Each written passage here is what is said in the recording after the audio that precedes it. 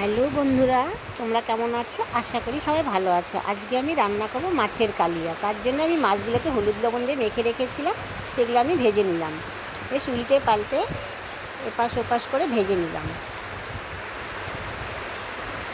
মাছগুলো আমার ভাজা হয়ে গেছে। এখন আমি জিরা, আদা, কাঁচা লঙ্কা, টমেটো বাটা করে দিই।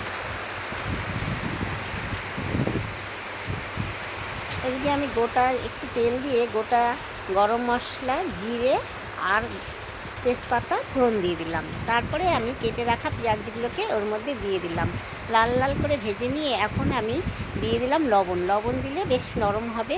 তারপরে আমি বাটা মশলাটা দিয়ে দিয়েছি। এখন আমি গুঁড়ো মশলাটা দিয়ে আর একটু আমি কষিয়ে নিব সামান্য একটু জল দিয়ে।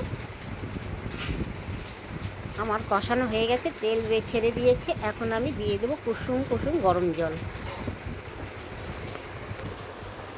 জলটা এখন ফুটে আসা পর্যন্ত অপেক্ষা। জল ফুটে এসেছে, এখন আমি একে একে মাছগুলো দিয়ে দিব। মাছগুলো আমার দেওয়া হয়ে গেছে।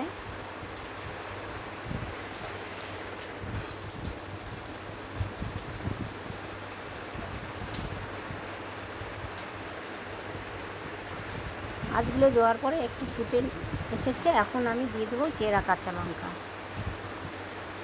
তারপরে আমি 5 মিনিটের জন্য ঢাকা দিয়ে দেবো। 5 মিনিট পরে ফিরে এসেছি। এখন আমি সামান্য একটু গরম মশলা দিয়ে নেড়ে চেড়ে নামিয়ে দেব।